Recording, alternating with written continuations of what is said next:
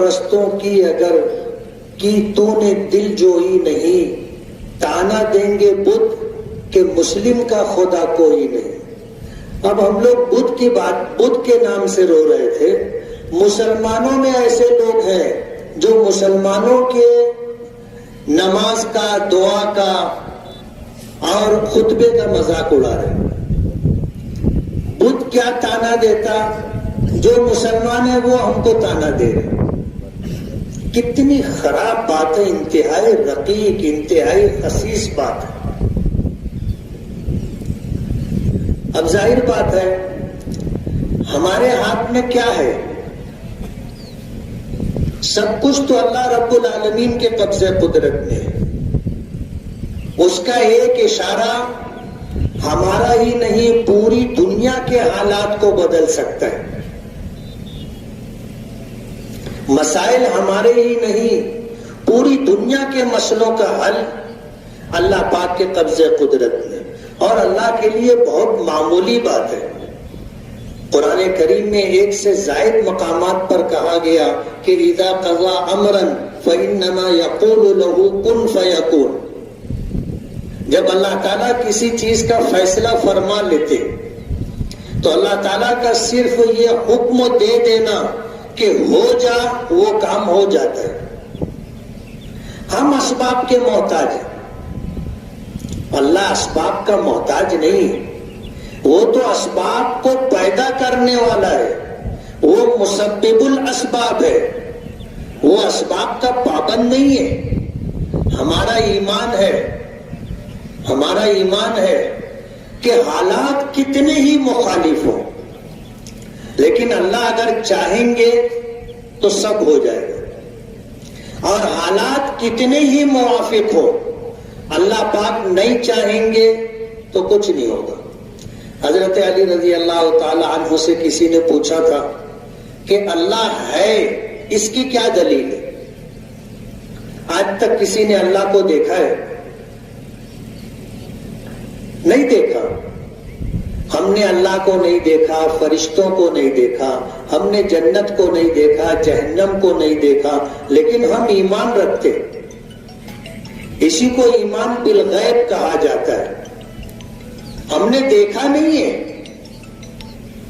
اللہ ہماری نظروں سے غائب ہے، ہمیں دکھائی نہیں دیتے، لیکن ہم مانتے ہیں کہ اللہ ہے۔ اب اگر کوئی یہ سوال کرے کہ تم نے اللہ کو دیکھا ہے، ہم کہیں کہ نہیں، بولے دیکھا نہیں اور مانتے ہیں۔ اب ظاہر بات ہے کہ جو یہ کہنے والا ہے وہ دنیا کی ہزاروں چیزوں کو دیکھا نہیں ہے، مانتا ہے۔ اس سے پوچھو امریکہ کو دیکھا ہے؟ بولے نہیں۔ بولے ہے کہ نہیں؟ بولے ہے۔ ایک مثال دے رہا ہوں میں، ایسی ہزاروں چیزیں ہیں جس کو آدمی دیکھا نہیں ہے لیکن مانتا ہے، اس کے وجود کو مانتا ہے کہ ہاں ہے۔ اب کرنے والی ذات اللہ پاک کی، ہم تو محتاج ہیں، ہم تو محتاج ہیں اللہ کی ایک نظر کرم کے۔ ہمارے قبضے قدرت میں کچھ نہیں ہے، ہمیں تو اللہ نے کمزور پیدا کیا ہے، کمزور پیدا کیا ہے۔ اور قرآن کریم میں ہے خلق الانسان ضعیفا، انسان کو کمزور پیدا کیا گیا۔ کتنا کمزور ہے آپ اس سے سمجھ سکتے ہیں کہ ایک بکری کا بچہ پیدا ہوتا ہے، 5 منٹ میں کھڑا ہو جاتا ہے اور تھوڑی دیر میں چلنے لگ جاتا ہے، کلاچے مارنے لگ جاتا ہے۔ اور انسان کا بچہ پیدا ہوتا ہے، مہینوں اس کو سدھ نہیں رہتی۔ اگر ماں مامتا نہیں ہوتی اور بچے پر وہ متوجہ نہیں ہوتی تو یہ بچہ مر جاتا۔ مہینوں ماں اس کو سنبھالتی ہے، وہ تو اتنا کمزور یا اتنا بے بس ہوتا ہے کہ جس حالت پر اس کو آپ لٹا دو وہ اپنی کروٹ بھی نہیں بدل سکتا، اس کو کروٹ لینے میں مہینوں لگ جاتے۔ ہمیں اتنا کمزور پیدا کیا گیا، لیکن اللہ نے عقل کی نعمت دی تو اتنے کمزور ہونے کے باوجود پوری دنیا پر اللہ نے دسترس دی، بڑے بڑے طاقتور جانوروں کو ہمارا پابند کر دیا۔ گھوڑا ہم لگام لگا کر کے اس پہ سواری کرتے ہیں، ہاتھی ایک دبلا پتلا آدمی اس کی گردن پر بیٹھا ہوتا ہے، آکس اس کے ہاتھ میں ہوتا ہے، ہاتھی اس کے تابع رہتا ہے۔ حالانکہ طاقت اتنی ہے کہ ابھی جتنے لوگ ہم لوگ یہاں پر ہیں، ایک بگڑا ہوا ہاتھی اگر یہاں آ جائے تو ہم سب مل کر کے اس کو کنٹرول نہیں کر سکتے، اتنی طاقت اس کو دی۔ لیکن ایک عقل کی نعمت دے کر کے اللہ نے پوری دنیا کو ہماری خدمت پر مامور کر دیا۔ یہ اللہ کا فضل ہے۔ حضور پاک صلی اللہ علیہ وسلم نے فرمایا ان الدنیا خلقت لکم، یہ پوری دنیا اللہ نے تمہارے لیے پیدا کی، وَإِنَّكُمْ خُلِقْتُمْ لِلْآخِرَةِ، اور اللہ نے تمہیں آخرت کے لیے بنایا۔ ہم دنیا کے لیے نہیں آئے، دنیا میں آنے کا ایک مقصد ہے، اور وہ مقصد یہ ہے کہ ہم ایمان لائیں اللہ کی وحدانیت، ربوبیت، الوہیت پر، تمام انبیاء اور رسولوں کی نبوت اور رسالت کو مانیں، فرشتوں پر ایمان لائیں، کتابوں پر ایمان لائیں، آخرت کے دن پر ایمان لائیں، اچھی بری تقدیر پر ایمان لائیں، جنت اور جہنم دیکھی نہیں ہے اس پر ایمان لائیں، مرنے کے بعد دوبارہ زندہ ہونے پر ایمان لائیں۔ اس دنیا میں آ کر کے ہم ایمان لائیں اور پھر اسلامی احکامات و تعلیمات پر عمل کریں۔ ایک مسلمان کو کیسا ہونا چاہیے، بچے کی پیدائش سے لے کر کے مرنے تک کے احکامات ہماری شریعت میں موجود ہیں۔ کچھ احکامات ایسے ہیں جو مجھے خود کرنے، اور کچھ احکامات ایسے ہیں کہ دوسروں کو انجام دینے۔ تفصیل کا موقع نہیں ہے، لیکن ہم پابند ہیں، ہم پابند ہیں، آزاد نہیں، ایک لمحے کے لیے بھی آزاد نہیں۔ اقبال نے تو کس پس منظر میں کہا تھا کہ تیرے آزاد بندوں کی نہ یہ دنیا نہ وہ دنیا، یہاں مرنے کی پابندی وہاں جینے کی پابندی، بہت دور کی بات کہی۔ جو لوگ آزاد مزاج رکھتے ہو اور من چاہی زندگی گزارنا چاہتے ہو، ظاہر بات ہے کتنے دن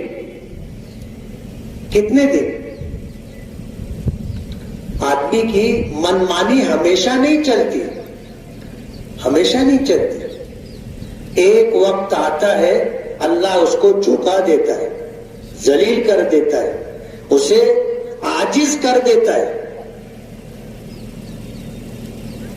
پھر وہ ایک دم اپنے آپ کو محتاج سمجھنے لگ جاتا ہے۔ دیکھ لو بڑے بڑے ترم خاں لوگ، بڑے بڑے ترم خاں بہت بڑی بڑی بات کرتے تھے، لیکن قدرت ان کو عاجز کر دیتی۔ نبی کریم صلی اللہ علیہ وسلم کی اونٹنی تھی اور طاقتور اونٹنی تھی، وہ کبھی کسی اونٹ یا اونٹنی سے دوڑنے میں ہاری نہیں تھی۔ ایک مرتبہ ایسا ہوا کہ ایک نوجوان صحابی آئے، ان کا جوان اونٹ تھا، دوڑ کا مقابلہ ہوا، اس کا اونٹ حضور کی اونٹنی سے آگے نکل گیا۔ حضرت عمر سے برداشت نہیں ہوا، تلوار نکال لی، کہنے لگے اللہ کے رسول اجازت دو۔ سمجھ رہے نا اجازت دو کا مطلب کیا ہے؟ کہ بولوں میں اجازت دو، تو حضور نے فرمایا ماں یا عمر، عمر رکو، ٹھہرو، یہ اللہ تعالیٰ کی سنت ہے، ہر بلند چیز کو ایک وقت اللہ پست کر دیتا ہے۔ ہمیشہ کی بلندی کس کے لیے؟ اللہ رب العالمین کے لیے۔ ہمیشہ کی حاکمیت، ہمیشہ کا اقتدار اللہ رب العالمین کے لیے۔ ہم عاجز بندے، کمزور ہیں، بہت کمزور ہیں۔ ہماری کمزوری کا اندازہ آپ اس سے لگاؤ، موسم بدلتا ہے ہم بیمار ہو جاتے ہیں، موسم بدلتا ہے بیمار ہو جاتے ہیں۔ ڈاکٹروں کے یہاں جاؤ تو بھیڑ لگی رہتی، بیٹھنے کی جگہ نہیں رہتی، مریض باہر کھڑے رہتے۔ کیا ہوا؟ بولے وائرل بیماری ہے، سردی زکام بولو بخار بولو، وائرل ہے. ہم اتنے کمزور ہیں، موسم بدلتا ہے بیمار ہو جاتے ہیں، کیا بڑی بات کریں گے. اللہ نے ہمیں یہاں بھیجا ہے، دنیا میں ہمیشہ رہنے کے لیے نہیں بھیجا. ہمیں بھیجا ہم ایمان لائیں، اللہ کے احکامات و تعلیمات پر عمل کریں، دنیا سے جائیں اللہ ہم سے راضی، اللہ ہم سے خوش ہو. یہ مقصد لے کر کے آئے، اور اس مقصد کو اگر ہم نے پورا کر لیا ہم جیت گئے، ہم کامیاب ہو گئے.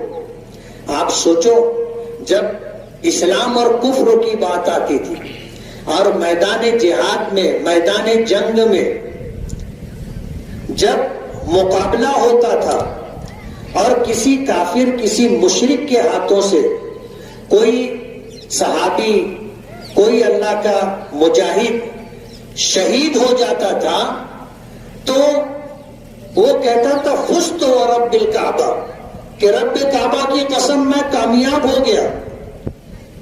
اس کو شہید کرنے والا اللہ کا دشمن، اس کا دشمن، وہ حیران ہو جاتا تھا کہ اس کو میں نے مارا اور مار دیا، یہ مر رہا ہے، یہ مر رہا ہے اور کہتا ہے فزت ورب الکعبہ، کہ رب کعبہ کی قسم میں کامیاب ہو گیا.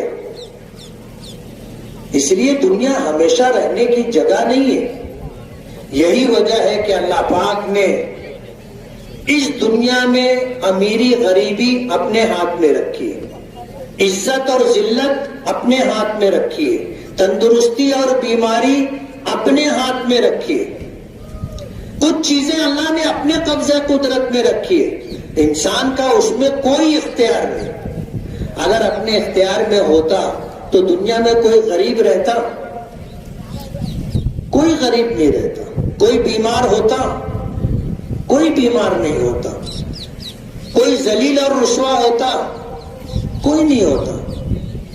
اپنے قبضے قدرت میں اگر ہوتا تو ظاہر بات ہے نہ کوئی غریب رہتا، نہ کوئی بیمار رہتا، نہ کوئی ذلت و رسوائی سے دوچار ہوتا.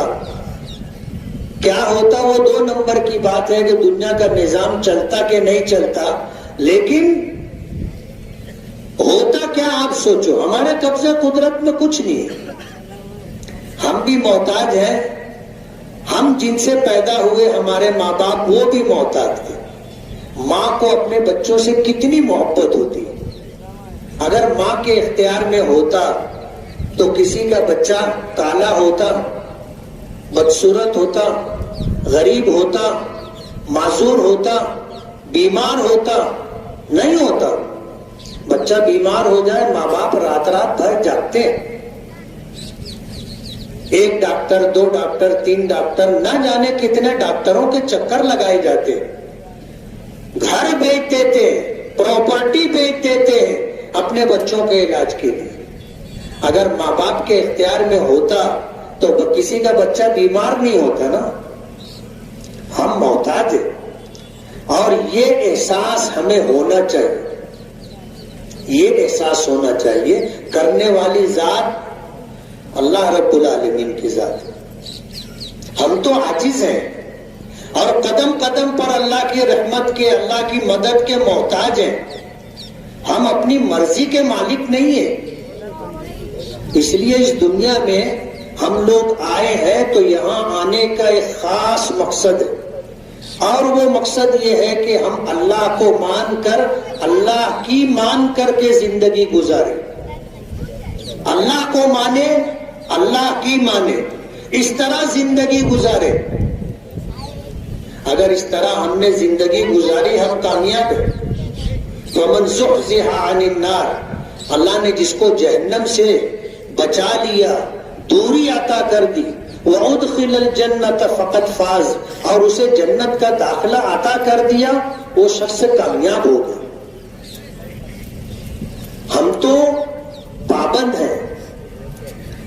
آج جو طریقہ بارش طلب کرنے کے لیے، پانی مانگنے کے لیے ہم نے اختیار کیا ہے کہ پیدل چل کر کے آئے، ننگے پیر چل کر کے آئے، کتنے لوگ ننگے سر آئے، یہ بھی مانگنے یعنی عاجزی کا، ذلت کا ایک اختیار کردہ طریقہ ہے. حدیث پاک میں آتا ہے، حضرت عبداللہ ابن عباس فرماتے ہیں کہ مدینہ منورہ میں بارش نہیں ہوئی، بارش طلب کرنے کے لیے، نماز پڑھنے کے لیے حضور نکلے متبذلاً متخشعاً. اللہ کے رسول اس طرح نکلے کہ کپڑے استری والے نہیں تھے، کپڑے ایسے ہی تھے، اور عاجزی انکساری کے ساتھ نکلے. اللہ کے سامنے ذلت اختیار کرتے ہوئے نکلے. اور اللہ کے لیے ہم جتنی عاجزی اختیار کرنا چاہے اللہ کو اتنا پسند ہے. تو یہ جو طریقہ ہے بارش طلب کرنے کا، آج کم علمی کی ہونے کی وجہ سے، لا علمی کی وجہ سے آج لوگوں کو یہی نہیں معلوم کہ بارش طلب کرنے کا یہ طریقہ جو ہماری شریعت نے ہمیں بتایا ہے، اللہ کے نبی صلی اللہ علیہ وسلم نے عمل کر کے بتایا ہے، تو یہ کیا ہے؟ لوگ پوچھنے لگے کہ نماز کیوں پڑھتے؟ ظاہر بات ہے، ایک بات آپ اگر سمجھ لو گے تو زندگی میں ہمیشہ کام آئے گی، وہ یہ کہ اللہ اس کے رسول کے احکامات ہمیں سمجھ میں آئیں نہ سمجھ میں آئیں، ہمیں عمل کرنا ہے، ماننا ہے. ہر چیز کی حکمت اور ہر چیز کی وجہ جاننے کی ضرورت نہیں ہے. ہم اللہ کے بندے ہیں، اللہ کے احکامات کے تابع ہیں، ہم اللہ کے رسول صلی اللہ علیہ وسلم کے امتی ہیں، ہم آپ کی سنتوں کے تابع دار ہیں. آپ نے جو طریقہ ہمیں دیا ہے اس طریقے کے مطابق زندگی گزاریں گے. ہمیں سمجھ میں آئے نہ سمجھ میں آئے، ماننا ہے. یہ مزاج رہنا چاہیے. اور وہ احکامات جیسے نماز ہے، روزہ ہے، زکوٰۃ ہے، حج ہے، ایسی جو چیزیں ہیں ان کے مسائل کو جاننا ضروری ہے. پوچھیں آپ، بہت سارے لوگوں نے پوچھا کہ جیسے استسقاء کی نماز نیت کیا کرنی، بہت لوگوں نے پوچھا. علماء کو، جانکار لوگوں کو وقتی طور پر حیرت ہوتی ہے کہ ابے ایک نماز کی نیت بھی نہیں معلوم. لیکن اچھی بات یہ ہے کہ نہیں معلوم ہے تو جاننے والوں سے پوچھنے کا حکم ہے. یہ اللہ کے ایک حکم پر عمل کر رہے ہیں، پوچھ رہے ہیں کہ کیا نیت کرنی چاہیے. استسقاء کے معنی ہے بارش طلب کرنا. ہم جب نماز کے لیے کھڑے ہوں گے ہماری نیت یہ ہو کہ ہم 2 رکعت نماز پڑھ رہے ہیں، نیت ہے کہ اللہ تعالی ہمیں بارش عطا فرمائے. ہم اللہ کو راضی کرنے کے لیے قبلہ رخ ہو کر کے اپنے نبی کے طریقے کے مطابق ہم نماز پڑھ رہے ہیں، نیت یہ ہونی چاہیے. کچھ لوگوں نے پوچھا کہ یہ چادر جو جسم پر ڈالتے ہیں یہ چادر کیوں پلٹتے؟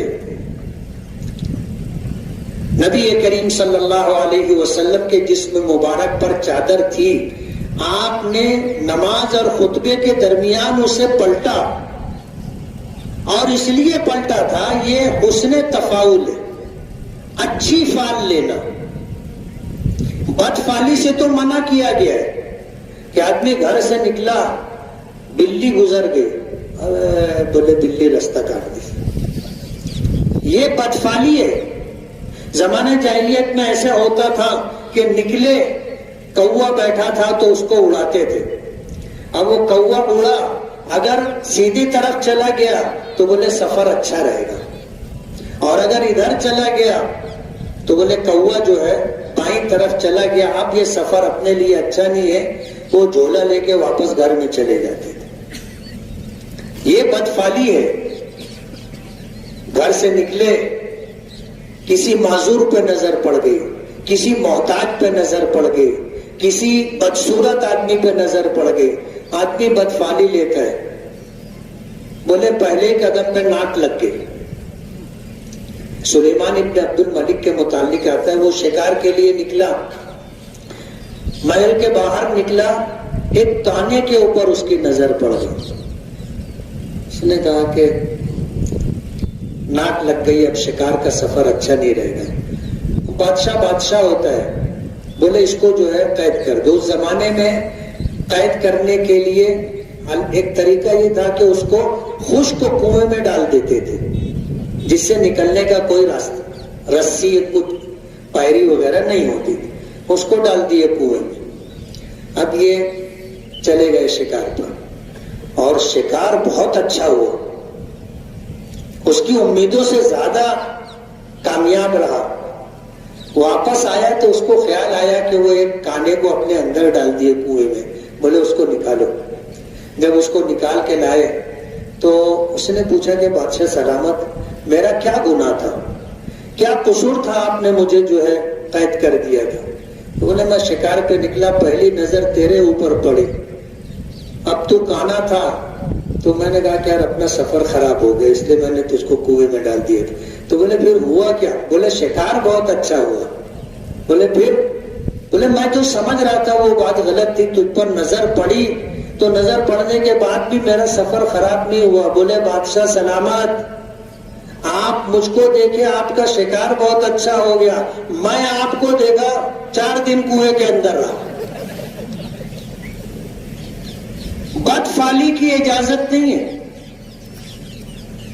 آپ حسن تفاعل یعنی اچھا گمان کرنا، اچھا شگون لینا،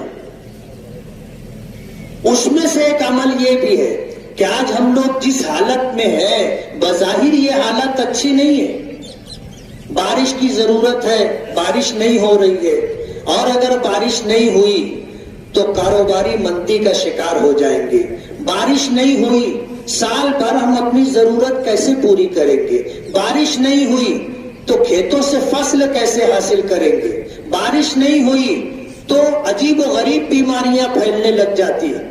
یہ سارے مسائل ہیں، بارش اگر نہیں ہوگی تو سال بھر گزارا مشکل ہو جائے گا۔ ہم لوگوں پر پھر بھی اللہ کا بہت بڑا کرم ہے کہ مالیگاؤں کے لوگوں کو سال بھر پانی مل جاتا ہے، اور ایک دن ناغے کے بعد بھی اتنا پانی مل جاتا ہے کہ ہماری ضرورت سے زائد ہوتا ہے۔ کبھی کسی گلی میں آپ دیکھیں نل آ گیا تو سب بھر جاتا ہے، اور وہ پھر نلی لے کر کے ہماری مائیں اور بہنیں سڑک دھوتی رہتی۔ یہ پانی ضائع کرنا ہے، پانی ضائع کرنا ہے۔ پانی اللہ کی بہت بڑی نعمت، اللہ نے یہ کائنات بنائی تو اس کائنات کے اندر جو چیزیں بہت زیادہ ضروری تھی جس کے بغیر گزارا نہیں ہے، اللہ نے اسے فری میں رکھا۔ آکسیجن ہے، اللہ نے بالکل فری میں دیا ہے۔ ابھی کورونا کے ٹائم سلنڈر کی قیمت معلوم تھی لوگوں کو، جس کے یہاں کسی کو کورونا ہو گیا وہ کیسے تڑپتا تھا، سلنڈر کے لیے کتنے جتن کرتا تھا، سینکڑوں روپیہ دینے کے لیے تیار رہتا تھا۔ ایک سلنڈر لاتا تھا، وہ ختم ہونے لگے تو پھر بے چینی بڑھنے لگتی تھی آکسیجن کے لیے۔ ساری زندگی ہم لوگ اللہ کی دی ہوئی اس کائنات کے اندر آکسیجن استعمال کرتے، اگر اللہ تعالیٰ پیسہ لینے لگ جاتا تو؟ پانی اللہ کی بہت بڑی نعمت ہے، اللہ نے وافر مقدار میں دیے۔ آج ہم لوگ اس زمین پر ہے، یہ زمین اس پوری کائنات میں ایک چھوٹے سے محلے کی طرح ہے۔ اللہ نے وافر مقدار میں آکسیجن بھی دیا، وافر مقدار میں ہمیں پانی بھی دیا۔ ابھی چاند پر چندریان 3 جو ہے لینڈ کر گیا، پانی ڈھونڈ رہا ہے، آکسیجن ڈھونڈ رہا ہے، گزارا نہیں ہے۔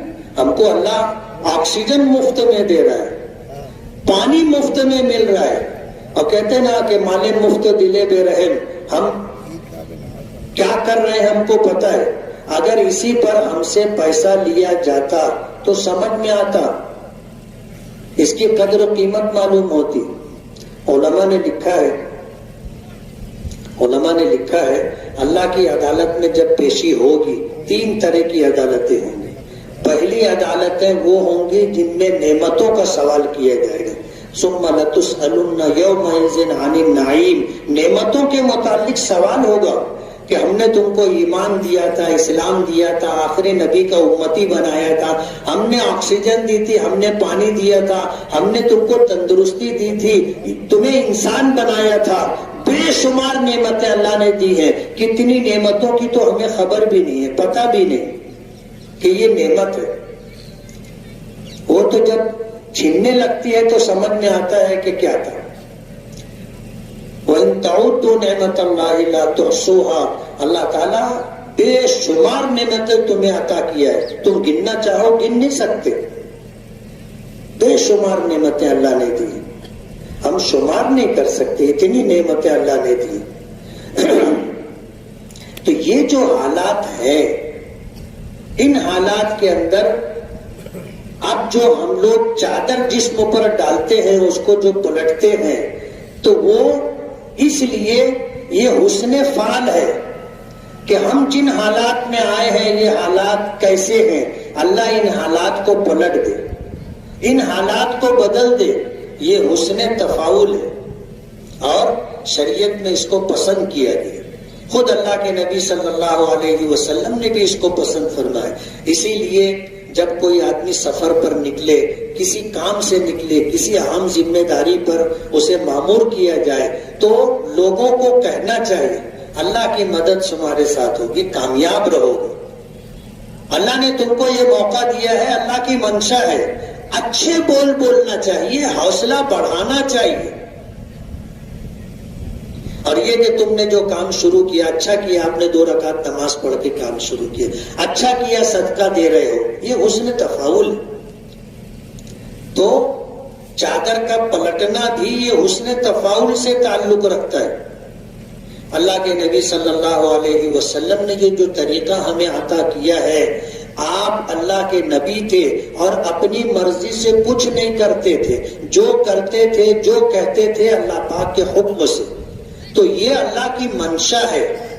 پہلے دن بارش نہیں ہوئی، مایوس نہیں ہونا چاہیے، اس پر کوئی نگیٹو تبصرہ نہیں کرنا چاہیے. دوسرے دن نماز پڑھی ہم نے، اللہ کی مرضی نہیں تھی، بارش نہیں ہوئی، حالانکہ کل جو موسم بنا تھا عصر کے وقت عصر کے بعد ایسا گمان تھا کہ انشاءاللہ زوردار بارش ہوگی، اللہ کی مرضی. آج ہم پھر آئے ہیں. 3 دن نماز استسقاء پڑھنا چاہیے. جس دن نماز استسقاء کا فیصلہ لیا گیا تو میٹنگ میں یہ بات آئی تھی کہ ہم 3 دن کا اعلان کر لیں. ہونا یہ چاہیے کہ ہم نے آج کل نماز پڑھنی ہے، یہ فیصلہ کر لیا. بارش نہیں ہوگی تو وہی اعلان کر دیں گے کہ بارش نہیں ہوگی تو کل، بارش نہیں ہوگی تو وہاں تیسرے دن. ہم نے کہا تھا کہ بھائی یہ جو بھی آپ تحریر دے، اعلان کریں، اس میں خدا نہ خواستہ کا لفظ بڑھا کر کے کہ بھائی پہلے دن ہم نماز پڑھیں گے، خدا نہ خواستہ بارش نہیں ہوئی دوسرے دن پڑھیں گے، دوسرے دن پڑھیں، خدا نہ خواستہ بارش نہیں ہوئی تیسرے دن پڑھیں گے. اس سلسلے میں کچھ لوگوں نے فون کر کے کہا بھی کہ 3 دن کا کیوں اعلان کر دیے؟ تم کو یقین ہی نہیں ہے کہ پہلے دن نماز پڑھیں گے تو بارش ہوگی، تم کو خود ہی بھروسہ نہیں ہے کہ تم دوسرے دن نماز پڑھو گے تو بارش نہیں ہوگی. ان کو میں یہ بتانا چاہتا ہوں کہ علماء نے لکھا ہے کہ نماز استسقاء 3 دن پڑھنا مستحب ہے. اب اگر جمعیت علماء اور شہر کے ذمہ دار علماء نے بیٹھ کر کے اگر یہ فیصلہ کیا تو اس پر کوئی نگیٹو تبصرہ کرنا اچھی عادت نہیں. جیسے کسی نے کہا کہ ابھی استسقاء کی کیا ضرورت تھی، ابھی تو بارش کا 2 مہینہ باقی ہے، ابھی ایسے حالات نہیں ہیں، جانور بھوکے نہیں مر رہے، جانور پیاسے نہیں مر رہے، ابھی ہم کو پانی مل رہا ہے، ہم نہا بھی رہے ہیں، کپڑے بھی دھو رہے ہیں، سڑک بھی دھو رہے ہیں، گاڑی بھی دھو رہے ہیں، ابھی کہاں استسقاء کی ضرورت. اب ظاہر بات ہے موسم گزر جائے گا پھر آپ نماز استسقاء پڑھو گے تو یہ برابر ہے نا. بے موسم کی بارش بھی بہت تکلیف دیتی ہے، بے موسم کی بارش بھی بہت تکلیف دے رہتی ہے. اب جب یہ موسم ہے بارش کا، 2 مہینہ گزر گیا، سال بھر ہمارا کیسے گزرے گا؟ آج ہم کو ضرورت چاہے نہ ہو لیکن کل تو ہمیں اندیشہ ہے نا کہ اگر ڈیم میں، تالاب میں، پانی کے ذخائر میں پانی نہیں ہوگا تو ہمارا یہ 10 مہینہ 8 مہینہ کیسے گزرے گا؟ اس لیے علماء کے فیصلے پر جو اس طرح کی نگیٹو بات کہی جاتی ہے، تبصرہ کیا جاتا ہے، اچھی بات نہیں ہے۔ کوئی بھی عالم اپنی واہوائی کے لیے، کوئی بھی عالم اپنے نام و نمود کے لیے نہیں کرتا۔ شریعت کے دائرے میں رہ کر کے ایک عالم نہیں، دسیوں لوگ بیٹھتے ہیں نا، اور یہ ہوتا ہے کہ بھائی اس سلسلے میں شریعت کے کیا احکامات ہیں، ان کے اس حساب سے بات چیت کی جاتی ہے۔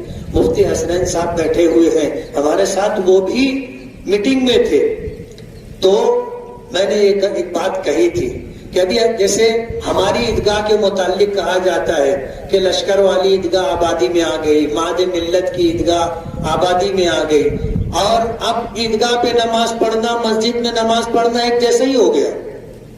ان کو یہ نہیں سمجھنا چاہیے کہ یہ کھلی ہوئی جگہ ہے، مسجد کے اوپر چھت ہوتی ہے کہ عمارت ہوتی ہے، کھلی ہوئی جگہ ہے۔ اللہ کے رسول صلی اللہ علیہ وسلم نے مسجد نبوی چھوڑ کر کے میدان میں آ کر کے آپ نے عیدین کی نماز پڑھی تھی، آپ نے میدان میں نکل کر کے آپ نے جو ہے نماز استسقاء ادا کی تھی۔ تو میں نے مفتی صاحب سے کہا تھا کہ ایسا تو نہیں ہوگا کہ کل کوئی یہ کہے کہ بھائی جنگل میں جا کے نماز پڑھنا تھا، جنگل میں جا کے نماز پڑھنا تھا۔ تو ہم نے عیدگاہ پر نماز ادا کر لی، آج ہم لوگ آ گئے ہیں، آبادی کے باہر ہیں، منہ بند ہو جائے گا کہنے والوں کا، آبادی کے باہر ہے۔ ہم جو شریعت کے احکامات کے پیش نظر کر سکتے ہیں وہ کر رہے ہیں، وہ کر رہے ہیں۔ ہمیں نماز کو عنوان نہیں بنانا چاہیے، مذاق نہیں بنانا چاہیے، دعا کو مذاق نہیں بنانا چاہیے۔ شریعت نے جو ہمیں طریقہ بتایا ہے آپ اس کو عنوان نہ بنائیں۔ ہم گناہ پر بات کرتے ہیں، ہم گنہگار کو کچھ نہیں کہتے۔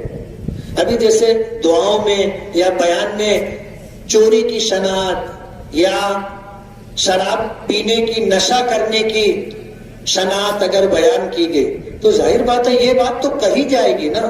ہم کسی کو یہ نہیں کہہ رہے کہ تو چور ہے، ہم تو یہ کہہ رہے ہیں کہ اگر آپ بجلی چوری کرتے ہو تو یہ غلط ہے، ہم یہ کہتے ہیں کہ تم پانی چوری کرتے ہو یہ غلط ہے۔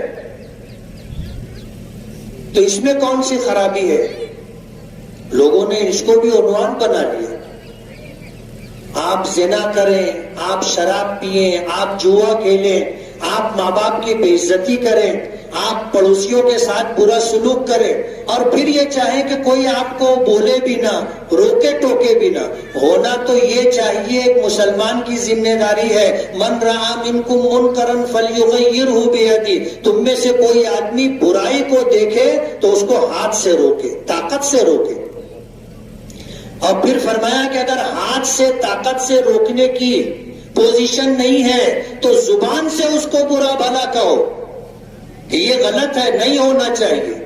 اور اگر یہ بھی نہیں کر سکتے تو اسے دل میں برا سمجھو، دل میں برا سمجھو کہ چوری تو چوری ہے، نشہ کرنا تو نشہ کرنا ہے، زنا کرنا تو زنا کرنا ہے، جوا کھیلنا تو جوا کھیلنا ہے، یہ غلط ہے، اسے دل میں برا سمجھو۔ اب آپ جو ہے ان چیزوں کو دل میں برا بھی نہیں سمجھیں گے تو ابو داؤد شریف کی روایت ہے کہ وَلَيْسَ وَرَاءَ ذَلِكَ مِنَ الْإِيمَانِ، کہ جب آدمی اس حالت پر آ جائے کہ آپ برائی کو برا بھی نہیں سمجھتا تو اس کے پاس ایمان نہیں ہے۔ اور یہ میں میری بات نہیں کہہ رہا ہوں، کسی مفتی کا فتویٰ نہیں، بلکہ سرکار دو عالم صلی اللہ علیہ وسلم کا فرمان ہے۔ آپ نے فرمایا کہ اگر برائی کو ہاتھوں سے نہیں روک سکتے، زبان سے نہیں منع کر سکتے، دل میں بھی تم اس کو برا نہیں سمجھ رہے ہو، تب وَلَيْسَ وَرَاءَ ذَلِكَ مِنَ الْإِيمَانِ، اس حالت کے بعد پھر ایمان باقی نہیں رہتا۔ اس میں کسی مفتی کے فتوے کی ضرورت نہیں ہے، صاحب شریعت سرکار دو عالم صلی اللہ علیہ وسلم کا فرمان ہے اور حرف آخر ہے۔ اس لیے علماء کو تنقید کا نشانہ بنانا اور ان احکامات کو جو شریعت نے ہمیں عطا کیے ہیں اس کا مذاق اڑانا، اس کا استہزاء کرنا بہت سنگین بات ہے، یہ بات نہیں ہونی چاہیے۔ ہم لوگ بارش طلب کرنے کے لیے آئے ہیں، یہی طریقہ ہمیں اللہ اس کے رسول نے دیا ہے۔ اور وہ ہمارا خالق ہے، ہم مخلوق ہیں، وہ ہمارا مالک ہے، ہم مملوک ہیں، وہ ہمارا رب ہے اور اس کی ربوبیت میں ہم جی رہے ہیں۔ ہم وہی کریں گے جو ہمارا رب چاہے گا، ہم وہی کریں گے جو ہمارے نبی نے ہمیں دیا ہے، کوئی اور طریقہ ہم اختیار نہیں کر سکتے۔ ہمارا دین ہر اعتبار سے کامل و مکمل ہے۔ زندگی کا کوئی شعبہ ایسا نہیں ہے کہ وہاں ہمیں اللہ اس کے رسول کی طرف سے رہنمائی نہ ملی۔ ہم کو مکمل رہنمائی ملی ہے۔ ہم میں سب سے زیادہ نیک متقی پرہیزگار وہ ہے جو شریعت کے احکامات پر عمل کرتا۔ کسی ملامت کرنے والے کی ملامت کی پرواہ نہیں ہونی چاہیے۔ ہم جو کر رہے ہیں صحیح کر رہے ہیں، ہم مطمئن ہیں۔ آپ کو اچھا نہیں لگتا ہو الگ بات ہے، لیکن ہم شریعت کے مطابق بارش طلب کرنے کے لیے نکلے ہیں۔ اور آخری بات یہ جو میں نے شروع میں کہی تھی کہ جتنے یقین کے ساتھ ہم اللہ سے مانگیں گے، ہماری دعا انشاءاللہ اس مقام تک پہنچے گی۔ اللہ کے نبی صلی اللہ علیہ وسلم نے حدیث قدسی بیان کی۔ اللہ پاک فرماتے ہیں انا عند ظن عبدی بی، میرے بندے کا میرے ساتھ جیسا گمان ہوتا ہے میں اس کے مطابق عمل کرتا ہوں۔ ہم چھتری لے کر کے نہیں آئے، ہم مگر اس یقین کے ساتھ آئے ہیں کہ بارش آئے گی تو بھیگتے ہوئے جائیں گے، بارش ہوگی ہم بھیگتے ہوئے جائیں گے۔ یہ یقین رکھ کر کے آپ مانگو، انشاءاللہ بارش ہوگی۔ اور کوئی بھی دعا کسی بھی مسلمان کی اللہ رد نہیں کرتے، رد نہیں کرتے، اللہ قبول کرتے۔ پھر جو مانگو وہ مل جائے، جو مانگا اگر وہ نہیں ملا اس کے بدلے میں اللہ کوئی بہتر چیز عطا کریں گے۔ اور اگر ایسا بھی نہیں ہوا تو ہماری دعا رائے گا اور بیکار نہیں ہے، بلاؤں مصیبتوں کے ٹالنے کا سبب ہے۔ اور تیسرا درجہ اللہ کے یہاں یہ دعا ذخیرہ ہوگی اور کل قیامت کے دن ہمیں نیکیوں کی شکل میں ملے گی۔ تو اس وقت تو دنیا میں دعا کرنے والے یہ تمنا کریں گے کہ ہم نے جو مانگا تھا دنیا میں نہیں ملا ہوتا، اس کے بدلے میں کچھ نہ ملا ہوتا۔ آج ہمیں سب سے زیادہ ضرورت ہے اس وقت جو ہے، آج وہ دعائیں ہمیں نیکیوں کے شکل میں مل رہی ہیں۔ کاش ساری دعا آج کے دن ہمیں نیکیوں کی شکل میں مل جاتی تو ہمارا تو بیڑا پار ہو جاتا۔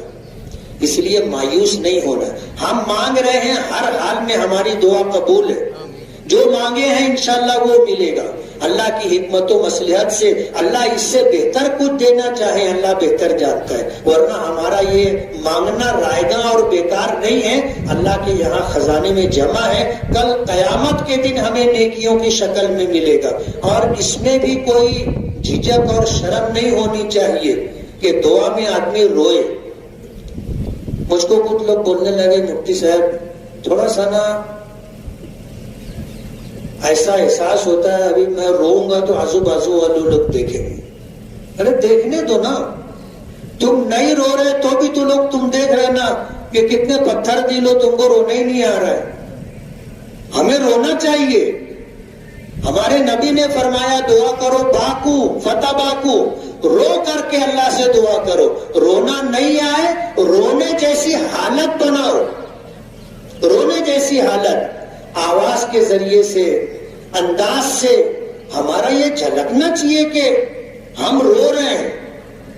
اس میں کوئی شرم کی بات، کوئی جھجک کی بات نہیں ہے۔ اللہ کو یہ ادا پسند ہے اور اللہ فرشتوں پر فخر کے ساتھ کہتا ہے کہ میرا یہ بندہ جانتا ہے کہ اس کی دعا میرے سوا کوئی قبول نہیں کر سکتا۔ میرا یہ بندہ جانتا ہے کہ اس کی ساری مرادیں میں ہی پوری کر سکتا ہوں، اس در کے علاوہ اس کے پاس کوئی دوسرا در نہیں ہے۔ ہماری تو یہ حالت ہے، اس لیے ہمیں اللہ سے رو کر کے مانگنا چاہیے۔ رونا نہیں آئے جان بوجھ کر کے رونا چاہیے، اللہ کو یہ ادا پسند ہے۔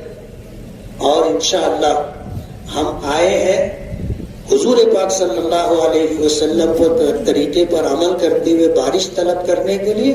انشاءاللہ ہماری مراد پوری ہوگی، اللہ کرم فرمائے گا۔ باران رحمت کا نزول فرمائے گا، ہماری ساری ضرورتیں اللہ پوری کرتا ہے اور بلا مانگے پوری کرتا ہے۔ آج جب مانگنے کے لیے آئے ہیں، اس نے حکم دیا ہے تم مانگو، میں تمہاری دعا قبول کروں گا، اس کا وعدہ ہے۔ انشاءاللہ اللہ اپنا وعدہ پورا فرمائے گا۔ صفحہ درست فرمائے گا۔